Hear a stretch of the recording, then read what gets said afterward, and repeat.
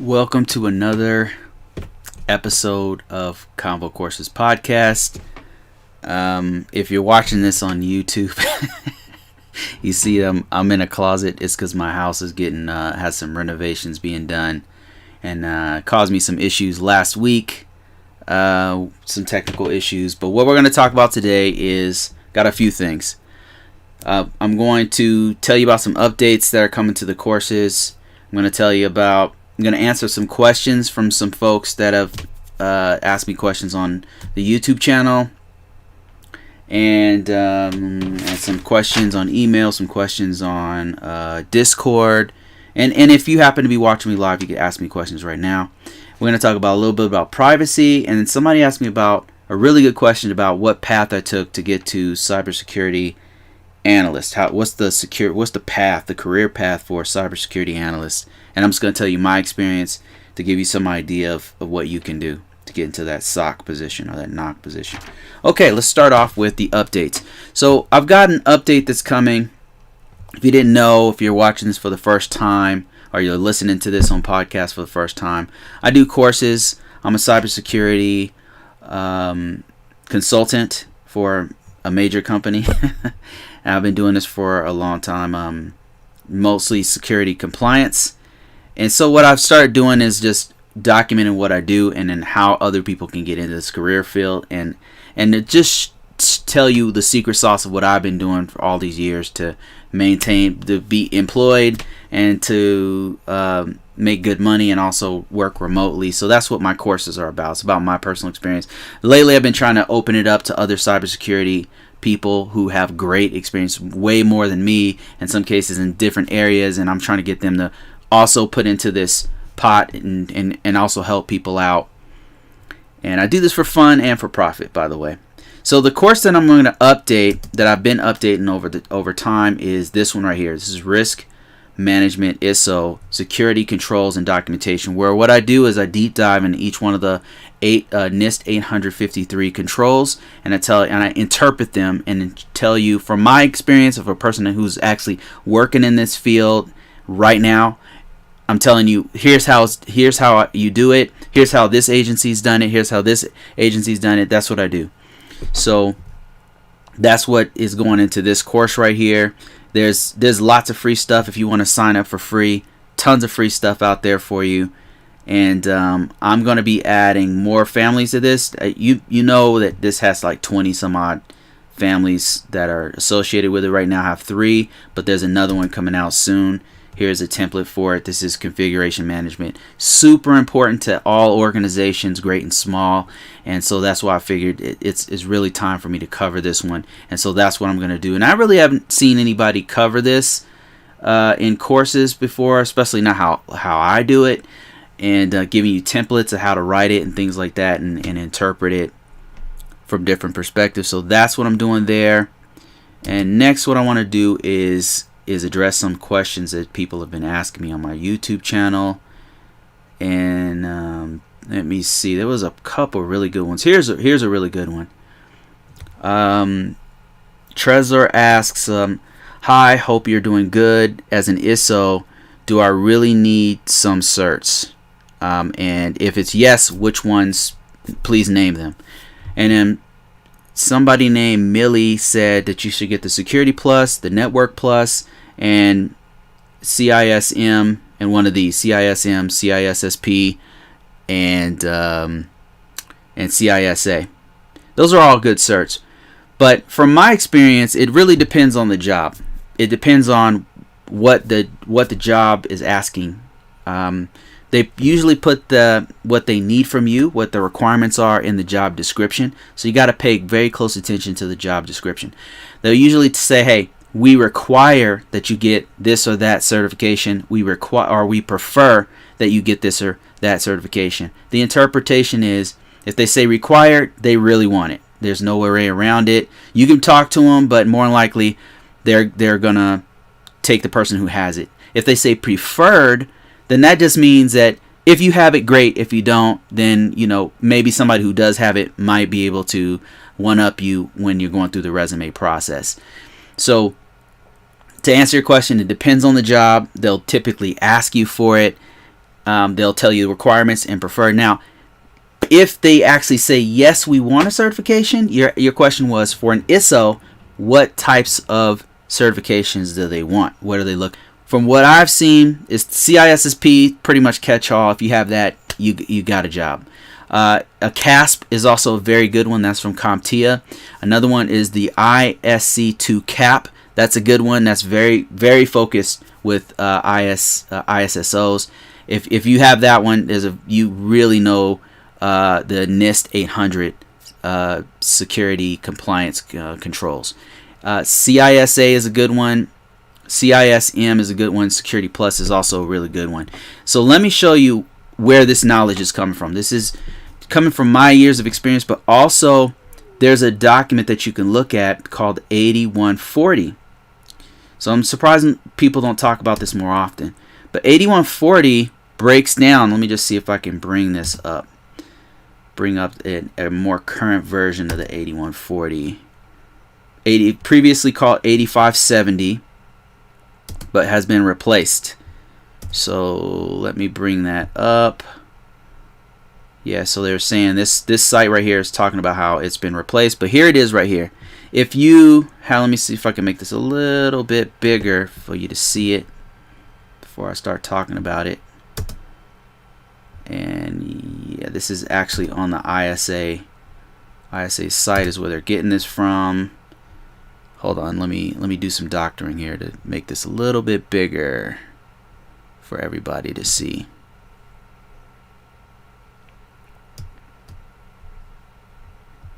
Yeah, this is a requirement that many federal agencies have started looking for, and some other industries such as banks and hospitals have also followed suit to go by this particular little breakdown. I could just kind of explain this matrix to you real quick.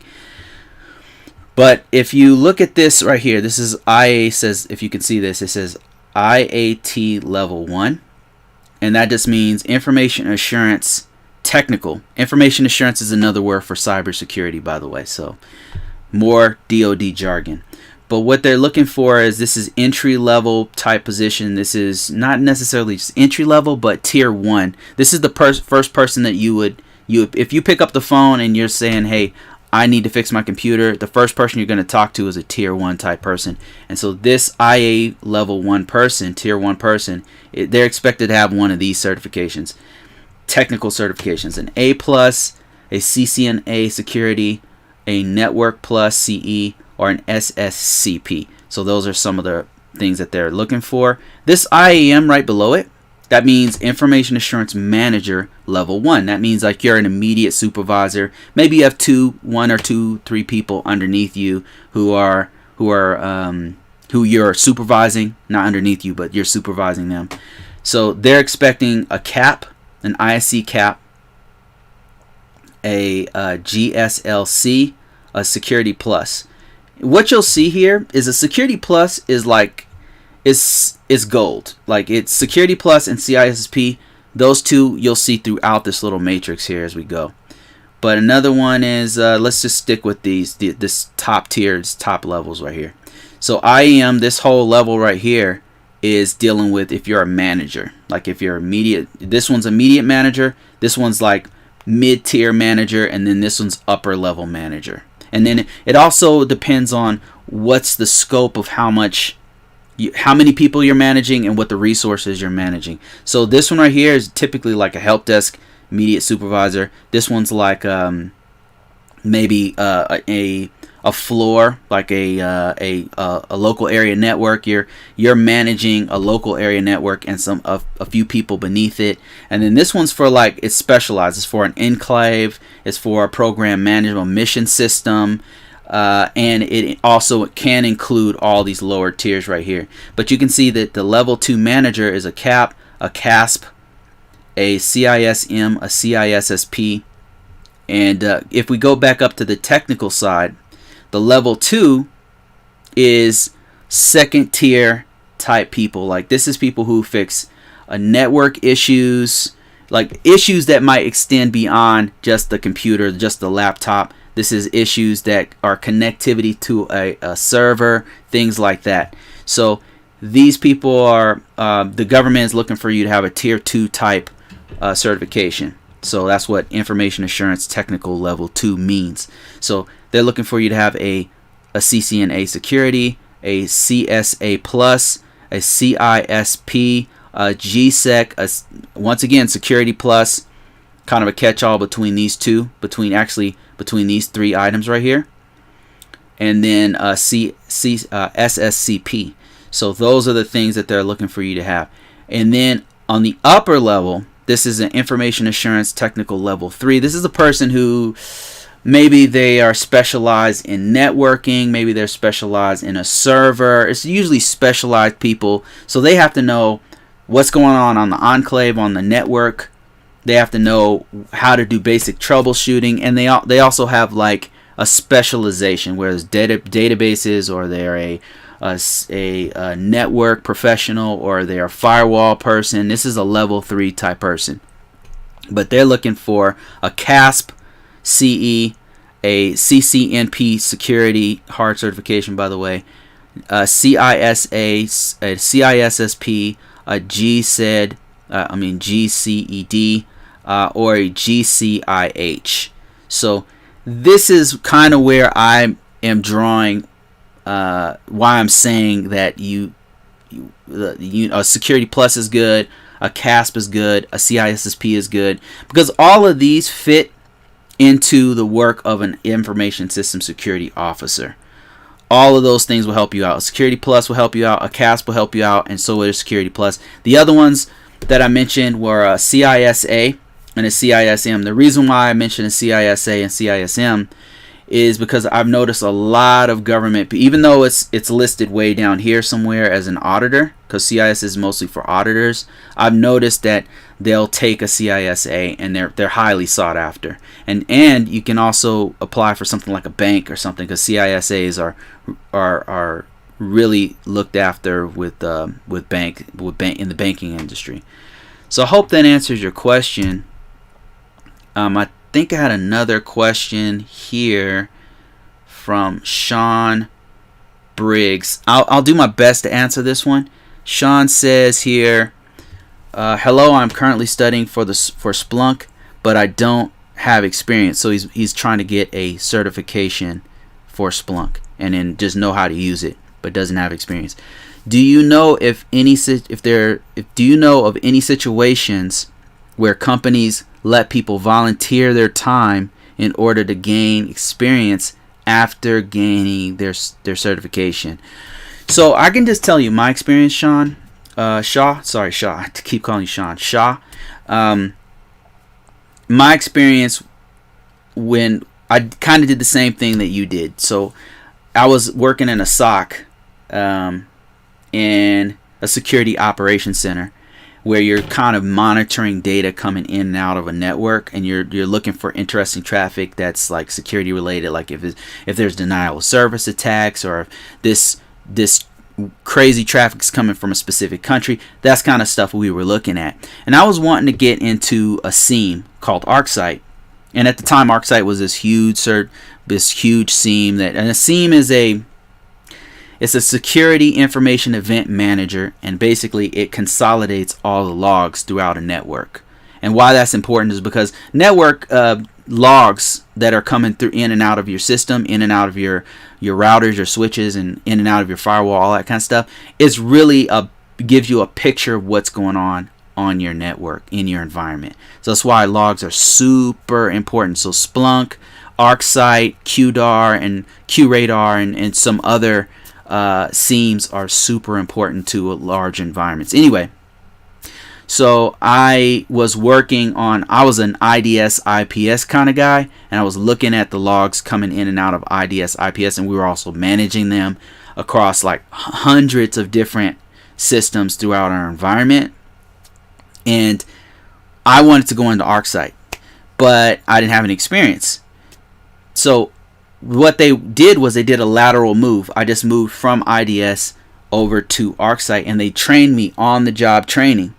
And I didn't even need a certification or anything, but I knew the environment so well that, because I'd been working there for like 6 months to a year, that I knew the environment well enough to all I had to do was pick up this new tool, this ArcSight tool, and I was able to pick it up and then also go out and get a certification. So from what I have seen and what I've experienced, that's what you can do is like a lateral move. Like if you are in a company or an organization where they have Splunk somewhere else, but you're working on firewalls or something, you could ask if you could actually help work on that Splunk system. That's where I have seen it. But other than that, kind of walking off the street on a system like Splunk, I've not seen anyone just get hired on a system like that, because they really need people who know what they're doing.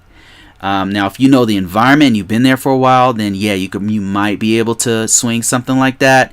But just I hope that helps you out.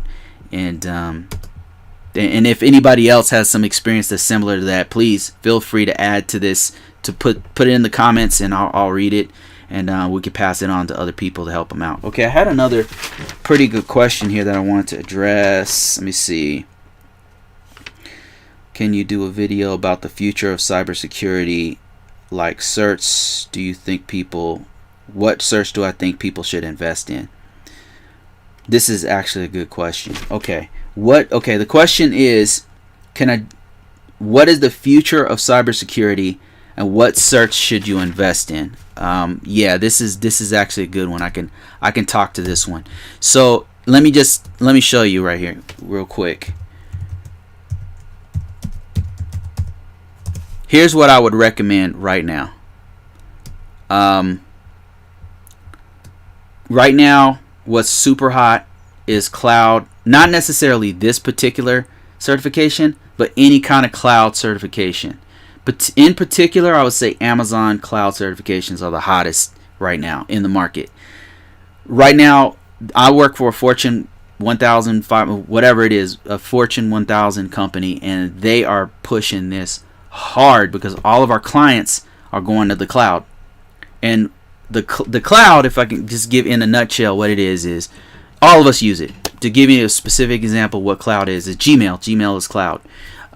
It's a service that is elsewhere. It's somewhere else. It's managed by someone else on their servers. They do all the security. They do all the stuff. You are just logging in. You're not maintaining that email service. You're not maintaining the security. You're not maintaining the patches on the back end. You don't know nothing about that stuff. All you do is do email, right? That's the cloud.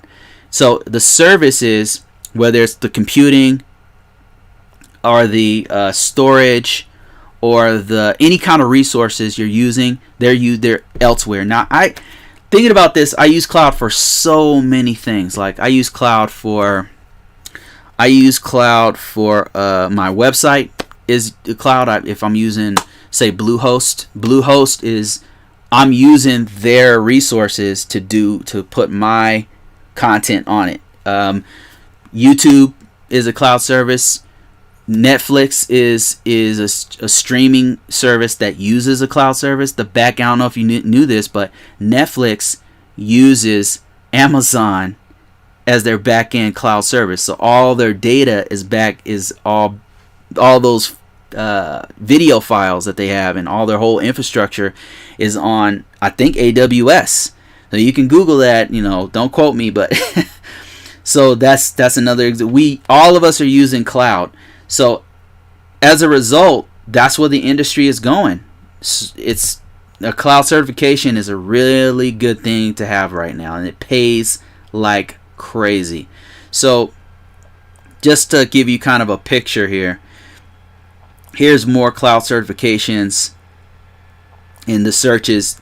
What this is showing is the searches on Simply Hired, the searches on Indeed, searches on, and why that's important is because that means that many people, not just people who are looking for jobs, but also job recruiters and companies, there's a lot of activity around this particular cert. So this is right here is the top cert right here is AWS Certified Solution Architect, top cloud cert, hands down. It's not even marketability. It's out there. It's on fire. And then another one is the CCNA Cloud. I didn't even know they had that. CCNP Cloud. See how all the big players are all jumping in on there. And what I don't see on here is Google. I don't see the ISC2. I don't see CompTIA. All those people have cloud. CompTIA, if you didn't know, is one of the largest, one of the top certification places out there. They have a cloud certification. Let me just show you here. CompTIA cloud. Let's see here. Show you what I'm talking about here. Certifications. So Cloud Plus. Look at that. CompTIA has one. ISC2 has one. It's called CCSP. So Microsoft has one. I bet you even Oracle has one. I bet Oracle has one too. So the fact that all of these major companies all have a cloud-based certification and a cloud-based solution should be very, very telling. So your question, Sika, was, where do I think that the future is going? It's cloud.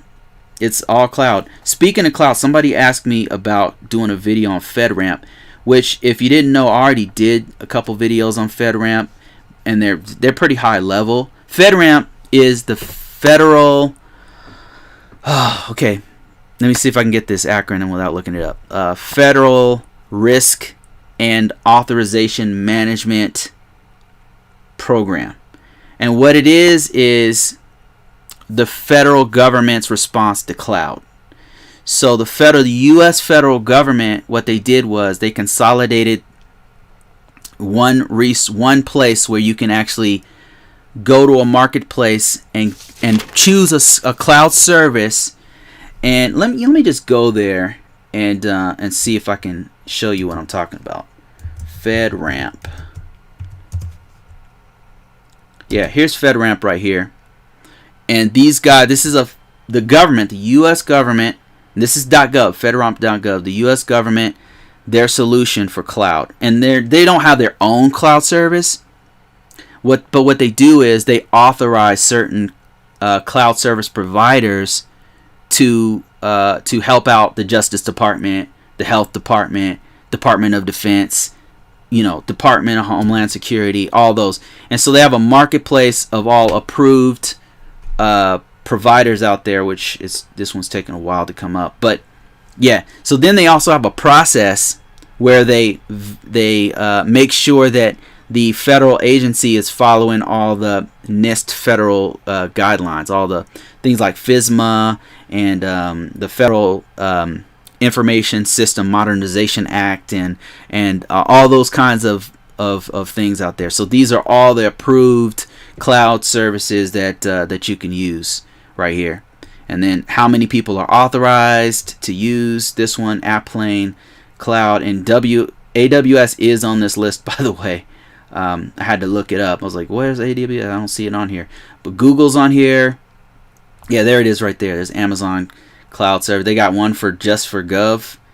I mean, they're killing it. Amazon's killing it on the cloud. So yeah, the future is in the cloud. I think it's going to go more and more in the cloud. And pretty soon, it's going to be...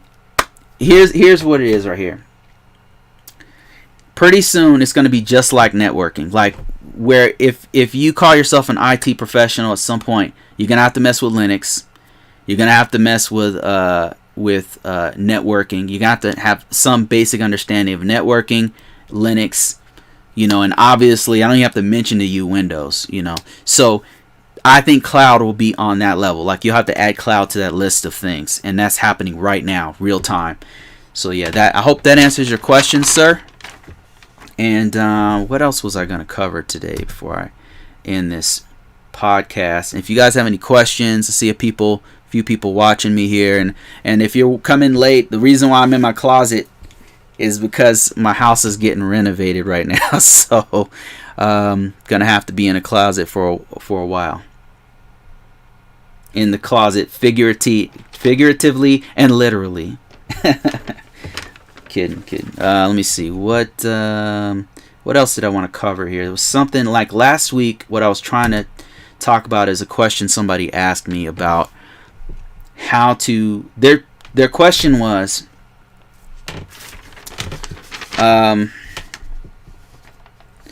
They said a cybersecurity analyst career path. Is it a must or advisable to start from a SOC or a NOC center, or can you go straight entry level into cybersecurity analyst jobs? There's entry level SOC jobs. There are entry level SOC jobs. If you have the experience and the background in a SOC, you can get into it.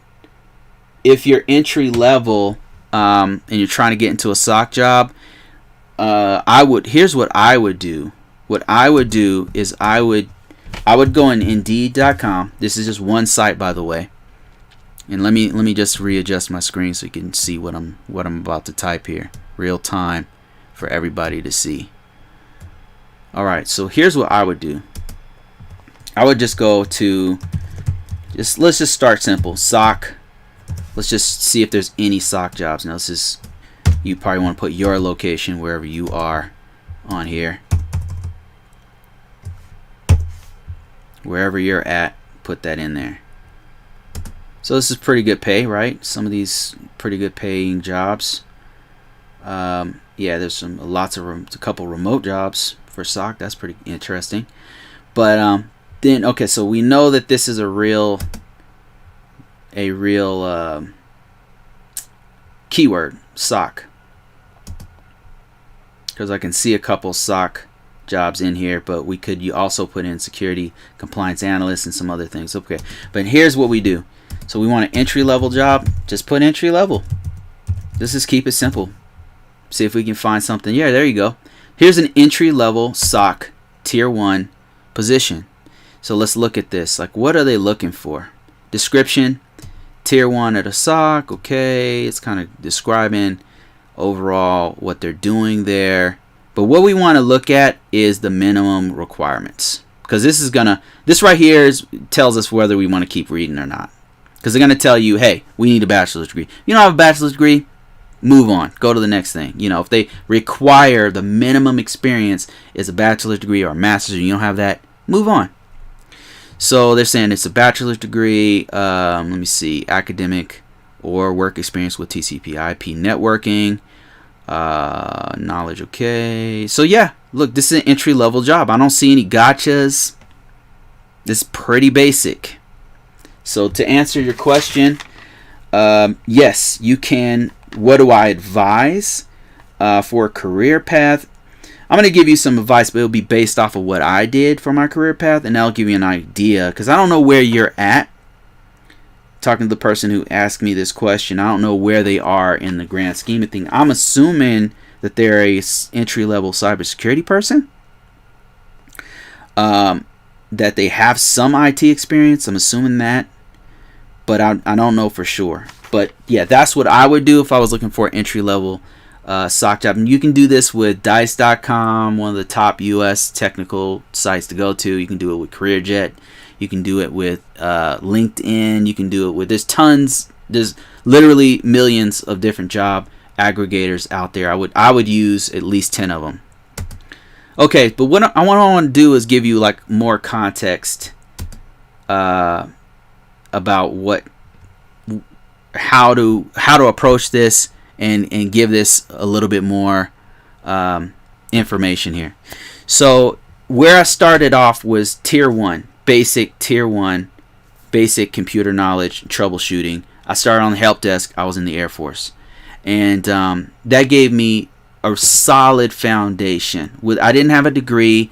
I was coming out of grunt work. I was a cop. I was security forces in the Air Force that I did for 5 years. I knew criminal justice. I know the US UCMJ, how to arrest people, how to apprehend people.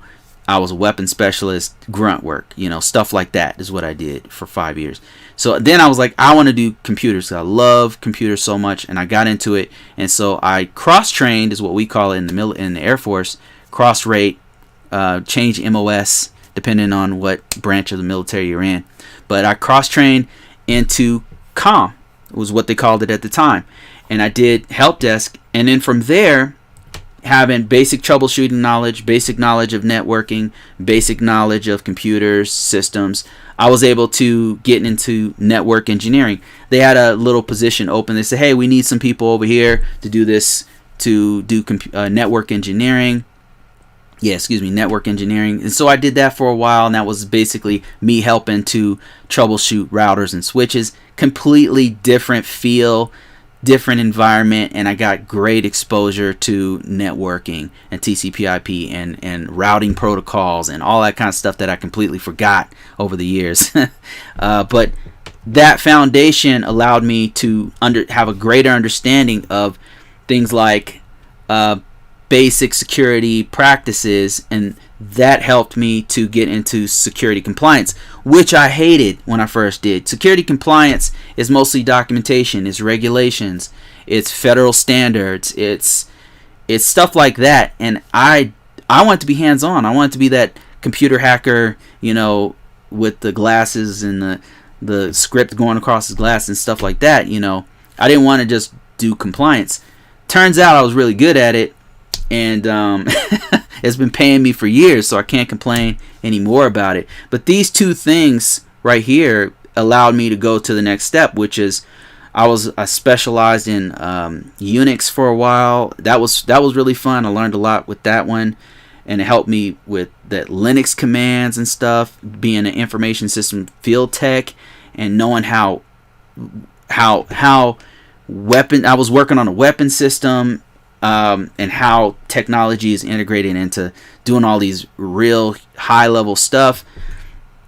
And all of this right here, these two tiers helped me to get into SOC and security system administration. And today, what I do is cybersecurity consulting, because I know a little bit about a lot of things now, and I'm super deep in just compliance. I'm super duper deep in compliance, but I know enough about network engineering to where I could probably put up together a basic network. I could develop a basic web page, but I'm by no stretch of the imagination an expert in network engineering or software engineering or Linux or Unix or anything like that. So that's kind of my journey through a career path, and I say this to help somebody else out there who's wondering, how do you get from here to there, So that's why I wanted to bring that up. Let me see. There was some other things I was talking about last week that my system went down, but I want to talk about it right now. This especially goes out to young people. I want to tell you guys why I don't use my real name or real location on the internet. Now, I know it sounds paranoid, but once I show you what I'm about to show you, I think you're going to have a little bit of healthy paranoia as well. Never put your real name and real location on the internet, and here's why. If you go to this site right here, Spokeo.com, what this is it's an aggregator that pulls personally identifiable information from all over the internet, and it compiles them all into one database and one searchable database that you can find information on anyone. Now, typically you're probably thinking to yourself, well, why would anybody want to know about me? If you're on the internet, eventually as you put more stuff out there, somebody's going to want to know about you, and usually they want to know about you for the wrong reasons. This is live, so I just got whoa, holy moly, whoa, okay, nothing to worry about, just a pandemic, just a global pandemic, nothing to see here, folks. Let's keep going. Yeah, it was a actual warning in my area talking about how the global pandemic is like really bad in this area I'm in. Speaking of areas, so you never want to put your real name or your location, and here's why. What I want you to do, and just follow along with me. Put the name of your mom or your father, the full name of your mother or your father, and then put the city that they currently live in. This is going to freak you out, and I'm going to explain what's going on, and you should have an understanding. Okay, let's say my dad's name was John Smith, and he lives in Pasadena, California. Pasadena, CA. That's all you got to do. First, last name of your mother or father, and then where they live currently, and then hit search. So this right here is available to anybody. If I knew the name of your mother and father, if I knew your real first, last name, middle initial, and I knew where exactly what town you were in, and I put that in there, I would be able to know all the information you're about to see right now. So here's all the information. Now there's tons of John Smiths in there. So John Smith is such a common name, you'd probably have to put a middle initial. But I think you get the idea. So it tells me that John Boyce Smith in Raphael, California. It tells me everywhere they've lived in California. It tells me all the people who are associated with this person.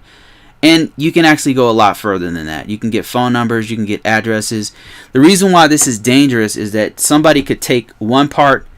This site says a little bit, but you can go to another site, such as Google, and do the same thing and get even more information. Do the same thing on Google. If you go to Google and you type in John Smith, Pasadena, California. Search that.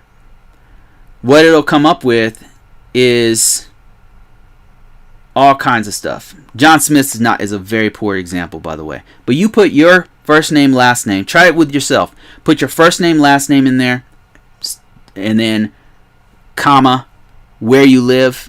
It's going to shock you. Do the same thing with your mother. Do the same thing with your father. This works in the U.S. I don't know if this works in any other countries. The U.S. is notoriously bad with privacy. They don't have any privacy for people, regular citizens. And it's because we don't have the political will to actually implement any serious privacy laws and standards. They have them in place, but they don't enforce them. And then they're very weak. They don't have any teeth. So in places like Europe and places in some parts of Asia, they take it a lot more serious. The U.S., I think Malaysia does. I want to say the EU for sure does. I believe the UK does with GDPR, I think it's called. U.S. really doesn't have anything, so our information is freely available. You'll see information, and this is if you've ever gotten a letter in the mail, especially if you own a home or if you own a business. They have all your information. They know where you live. They know your first name, last name. They know probably who lives in the house with you. They have your phone number. They can send you all this information. It's just a free-for-all. And it's just sad that the U.S. doesn't take our privacy more serious. It's just really terrible. And I hope that at some point our federal government will be more serious about our personal information. Your information is, if you own a house, it's going on public record in the counties. If you own a business, it's on public record on their site, which is fine, but there should be a little bit of protection so that some crazy person doesn't show up at your house. And this is why, like, what I've noticed is the more people who know me on YouTube and on social media, the more paranoid I get because, not everybody has my best interest or my family's best interest at heart. There's a lot of sweet, nice people out there and everything. The majority of out of 1,000 people you meet, most 999 of them are going to be fine. But there's going to be one person who just hates you for whatever reason, and they're not all there. And the U.S. has some extreme issues with health, mental health issues. The problem is they don't care about it, and people just ignore it, and there's a serious problem in this country. So I'll get off my soapbox about that. I just want to let you know, don't put your real name and your location. I wouldn't put it anywhere on the internet. I personally don't do it, and I learned my lesson because there was a time when I owned a business here locally where I live in Colorado. I can tell you that I live in Colorado, and the business got popular, and people knew who I was. Like, I'd be walking in the store, and they'd be like, "Hey, there's this or that person. There he is right there. It's Bruce. How you doing, man? And what happened was somebody Googled me and they saw me on a dating site and they started like roasting me about this dating site I was on. This was years ago, but it's just like I laughed at the time, but at the same time I'm like, okay, I need to take all my information off the internet. I need to take all my so Bruce Brown's not my real name. And I don't put my real location on the internet, and it's for that very reason. Just a little bit of healthy suspicious, being a little bit suspicious, right? And I don't allow my kids to put their real name on there either. Just be wary of it. And even when you're putting out resumes, another thing I'll do is I'll change the last name or something. I'll put a different phone number. I'll put a Google Voice phone number.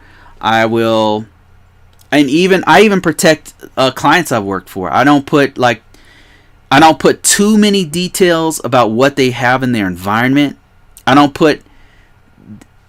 give so much information that somebody could use that information to try to attack them, or you put so much personal information that they could attack me personally. So I'm just very cautious about what information I put online, and you should be too, especially in the United States, where currently it's just a free-for-all. It's the wild, wild west. They do not protect our interests as far as personal privacy and all our information out there. As a matter of fact, it's like they're harvesting them and using them to advertise to us, and we're basically the commodity that they can advertise to. And that includes Facebook, that includes Google. I use all these tools and Instagram and all of them, but I use them very cautiously, and I use them in a way that benefits me and not the other way around as much as possible. So you guys should do the same thing, just letting you know. Okay, there was something else I wanted to talk about regarding questions that I get. Shaw Briggs says, yeah, you have to be very careful. Yeah, I agree. You have to be careful out there with your information. Okay, another thing I want to talk about real quickly, and is politics in IT jobs. Like, if I've been working in IT for a long time, and I just want to, because of all the stuff that's going on, I'm not gonna get political. I'm not gonna do it. It's a toxic thing to talk about right now. But I just want to talk about controversial or political or religious things in IT jobs. What is it like? What can you do? What has been my experience? Because it does come up sometimes. And for me personally, I can tell you, I just avoid the topic because you're just gonna be disappointed. You're gonna talk to somebody, they're not gonna agree with your political opinion, they're not gonna align with how you feel about things. It's just best to just avoid it and just keep it as a working relationship, and don't go down that rabbit hole. Now, if somebody happens to be very in line with what you feel or believe or whatever, and you guys happen to be neighbors or something like that, of course you can open up about it. But if it's just a coworker, it's just best to avoid it. And this is coming from a person who loves talking about it, because I believe that it's therapeutic to have a conversation about race, religion, politics, all those things we're not ever supposed to talk about. I like talking about it personally, but a lot of people are very sensitive about it, and they can't take other people having a different opinion than them. So it's best to just avoid talking about it when you're at the job. It's just don't do it. And then talking about environments I've worked in, I can't point to any. I'm being completely honest, and I've been working outside the military. I've been working outside since 2003, and I can tell you honestly that I haven't had any toxic working environments that were politically toxic. I've had working environments who are incompetent, where there's a lot of people who are incompetent, and the toxicity is people attacking each other because blaming each other for this or blaming each other for that. I've had those, but not like from a political perspective where people are attacking each other or it gets racial. Or I've not had that happen. In the military, kinda. It happened, but not outside the military. And I've really been blessed in that department. And I think maybe it's because, number one, I love talking about that stuff. So whenever I have somebody who is willing to open up about it, I love to talk about it. But if they're too sensitive, I just back off and I won't talk about it. So I'm very open-minded about all topics. And another thing is, I try to avoid talking to people who are very sensitive. So I just keep it very work-related. I don't bring up who did you vote for or anything like. No, I don't talk about that.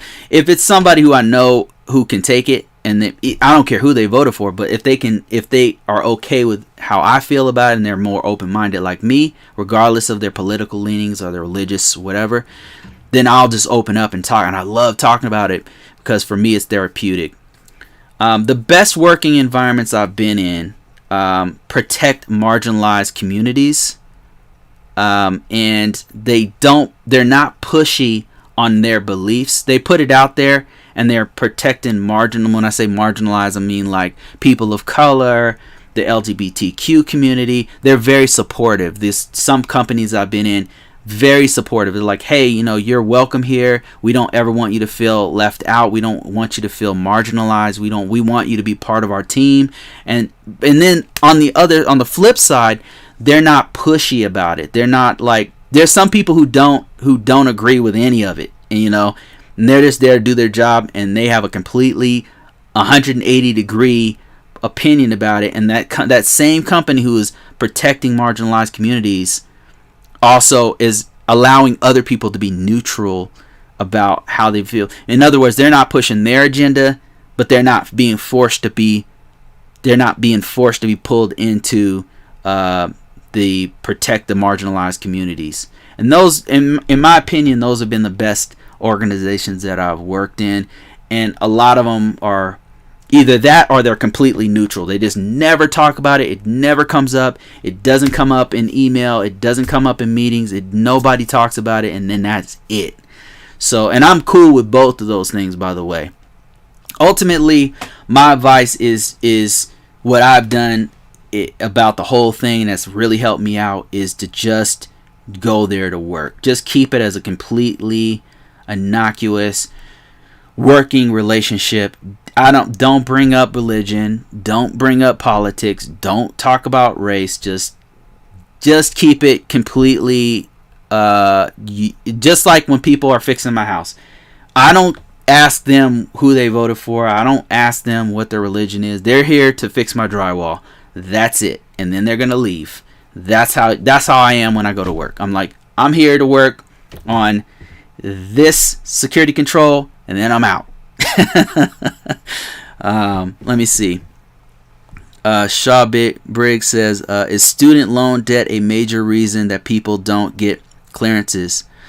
That is a good question. I have not heard of people not getting a security clearance for that reason in particular, Shaw. One of the reasons that I've seen people not get it is having a criminal past.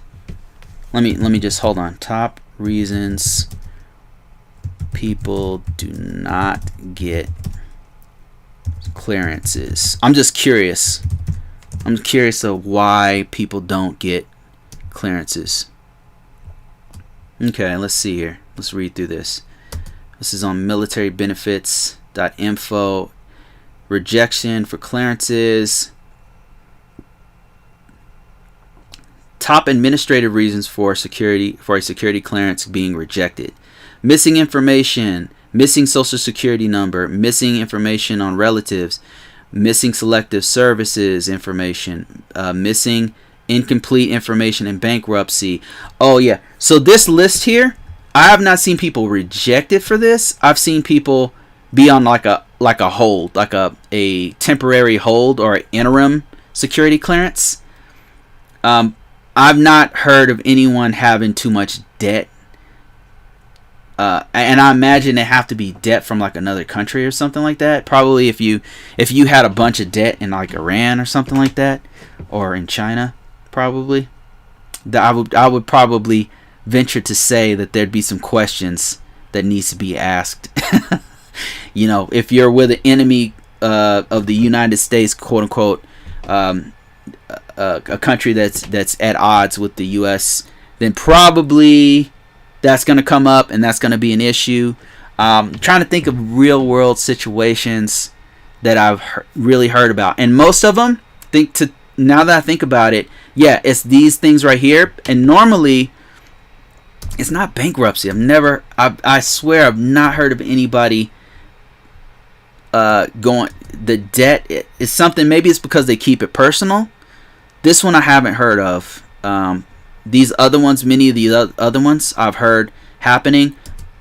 I imagine it's all of these, and normally what happens is they put it on an interim security clearance or interim top secret, and basically they're just doing a little bit further checking to make sure everything's cool, and then eventually you get it. And I've not heard of many people just not getting it at all, but I'm sure it does happen from time to time. What about you guys? You guys out there, I'm sure there's people who are watching who have some experience with this, who have heard about people not getting a clearance because of this.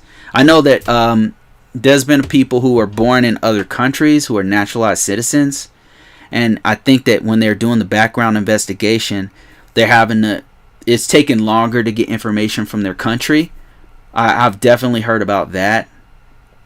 I worked at a place where there was a lot of Filipino. There's a lot of Filipino and Jamaican and yeah, that was the main. And they had typically when they were getting a clearance, unless they already had one, because the background investigation would have to go to the home country or whatever, and they were naturalized citizens, but they had to go back to their home country and ask neighbors or whatever, and it would just take a little bit longer to gather information. I imagine that's what was happening. But student loans, I've not heard anybody getting denied for it, to answer your question. I heard you, Shaw Briggs says, I hear you about the name thing, but with my real name, there is no hiding. Yeah, I mean, you know, it's for me personally, I've been on social media for a long time, and I just have a natural paranoia about it myself. The government already knows everything about me, you know, like everything. I've had so many clearances, and I worked with them so long, so I'm not really worried about the U.S. government having my information or watching what I'm doing or whatever. You know, I don't care about that. What I do care about is somebody getting my real name and real location and then coming to my house. You know, I'm worried about how they're going to treat my kids, what their intentions are. I just had a lot of, and I'll just be frank with you. Like, I have another channel that got really popular, and me and my wife make videos on there, and we made a video that went viral, and some people really hated it, and they were threatening us. They were like, I'm gonna come to your house, I'm gonna do X, Y, and Z, I know where you live. This all lies. They didn't know any of that, because we don't put our real name out on the internet, and I don't have I've already learned that lesson, you know what I mean? So do your best to find me. But and I'm sure, given a certain level of resources, anyone can find out where I live, what's my real name, my mom's maiden name, my father's real name, all that kind of stuff. You know, I'm sure that they could find all that stuff, but I'm just taking the extra step. I use an alias, you know, I use I don't say my actual, the county and house that I live in and all that kind of stuff, because it's gonna come up with everybody who I'm associated with, my kids. You can figure out what school they go to. You know, I just don't want that kind. I don't know how celebrities do it, to be honest with you. I don't really know how they live under that constant microscope of people knowing where they are and all that kind of stuff. I don't understand how they do it, and I personally know I couldn't do it. So thank you guys for watching so much. Appreciate all the questions. And once again, if you are interested in knowing a lot more about cybersecurity, risk management framework, check me out on convocourses.com. And I've got a, let me just go there, convocourses.com. And I've got a new addition to my documentation course. It's still just pretty cheap right now.